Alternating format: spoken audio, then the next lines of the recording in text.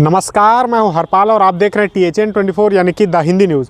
इस वक्त हम मौजूद हैं सारंगगढ़ बिलाईगढ़ ज़िले का ये सरिया है और सरिया के हम भटली गांव में हैं।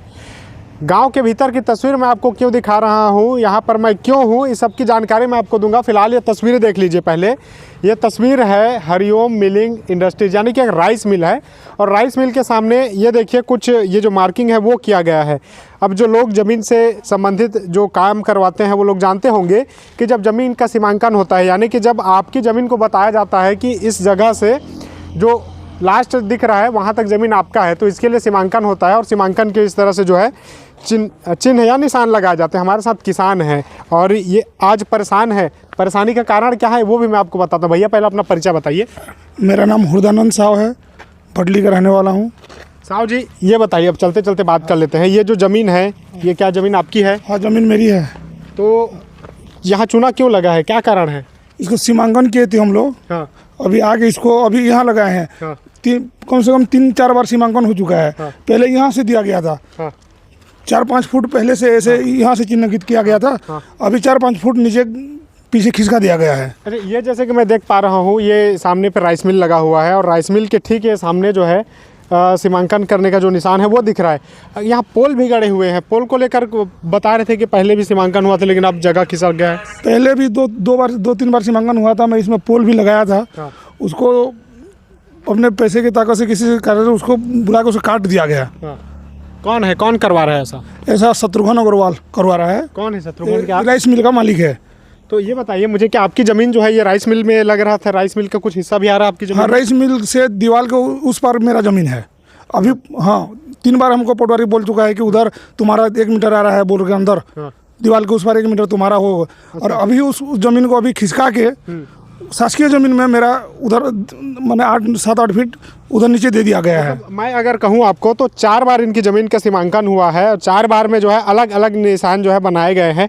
ये जो जगह देख रहे हैं आप और ये जो राइस मिल दिख रहा है, पहले जब 3 बार सीमांकन हुआ तब कहा गया कि आपकी ज़मीन जो है इस राइस मिल का जो दीवार है ये दीवार आपकी ज़मीन पर बना दिया गया है। लेकिन अब जो सीमांकन हुआ है उसमें जो चौथा सीमांकन है उसमें ये कह दिया गया कि आपकी ज़मीन जो है राइस मिल के बाहर है। आप देखिए जो चूना लगा हुआ है वो भी दिख रहा है और जो लोग हैं वो भी यहाँ पर पहुँचे हुए थे, ग्रामीण यहाँ पर पहुँचे हुए थे।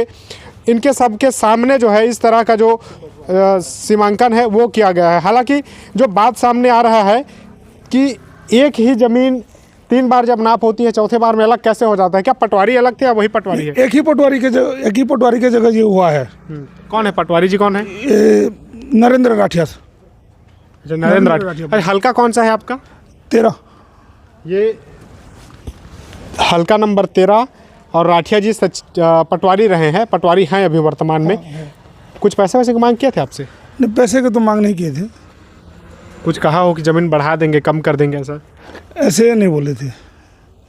आपने कह के देखा कि जो सही है वो कर दीजिए, थोड़ा पैसा ले लीजिए? मैं तो ऐसा नहीं बोला, लेकिन जो सही है वही करो बोल के उनको मैं बोला था। हाँ। और पैसे की तो मांग तो उसने भी नहीं की थी। क्या लगता है जो आपकी ज़मीन का जैसे देखा जा रहा है जहाँ पे जिस जगह पर आप बात कर रहे हैं उसने पैसा दिया हो, ऐसा हो सकता है क्या? हाँ, उसने पैसा दिया होगा। उसने पैसा दिया होगा तभी ये मेरे को बोला था कि 1 मीटर तुम्हारा अंदर है बोला था। हाँ। दीवार किनारे लगा दिया था, अभी 1 मीटर नीचे कर दिया है। तो उसने पैसा दिया होगा तभी ऐसा वो कर रहा है। ये बिना पैसे में तो कोई नहीं करता। बड़ा आरोप लग रहा है कौन शत्रुघ्न अग्रवाल के ऊपर कि उन्होंने प्रशासनिक अधिकारियों को पैसे खिलाए होंगे।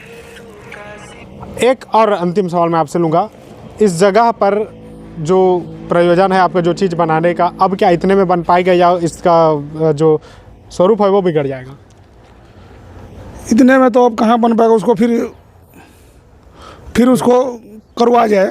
ठीक, अपना जितना है उतना हिसाब से हमको दिया जाए। शासकीय पीछे तरफ शासकीय ज़मीन में हमको दे दिए है। हाँ। तो शासकीय ज़मीन में हमारा ज़मीन को क्यों दिए उसमें? चलिए वहाँ भी दिखा देते हैं आपको। देखिए ये जो जगह है ये एक तरफ इधर देखिए, ये जो दीवार है इस दीवार को कहा गया था कि 3 मीटर जो है आपके ज़मीन के भीतर है, लेकिन वो दीवार आज जो है इनका बाहर हो गया है। और आपको जो ज़मीन दिया गया है, मतलब साहब जी को जो ज़मीन मिला है वो कहा जा रहा है कि वो शासकीय ज़मीन में जो कोटवारी ज़मीन है या फिर आबादी ज़मीन उसमें? हाँ, आबादी ज़मीन में। अच्छा, जो सरकारी है। हाँ, हाँ, हाँ। उस ज़मीन को मेरे को उधर दे दिया जा रहा है। हाँ। जबकि हाँ, पहले यहाँ से चिन्ह हुआ था। हाँ। यहाँ से ये जो बोर है यहाँ से चिन्हित हुआ था, अभी 7-8 फीट उधर मेरे को दे दिया जा रहा है। ठीक। अच्छा, वो जो खंभे लगे थे वो क्या पहले जब सीमांकन हुआ था तब लगे थे? हाँ, वो जो पहले सीमांकन हुआ था तब उससे वो खंभे लगे थे। ये देखिए, अब जहाँ पे हम खड़े हैं इसके ठीक पीछे जो है वो खंभे लगे हुए हैं, वो अभी भी दिखाई दे रहे हैं, लेकिन यहाँ से लगभग 8 से 10 फीट जो है इनकी ज़मीन खिसक गई है।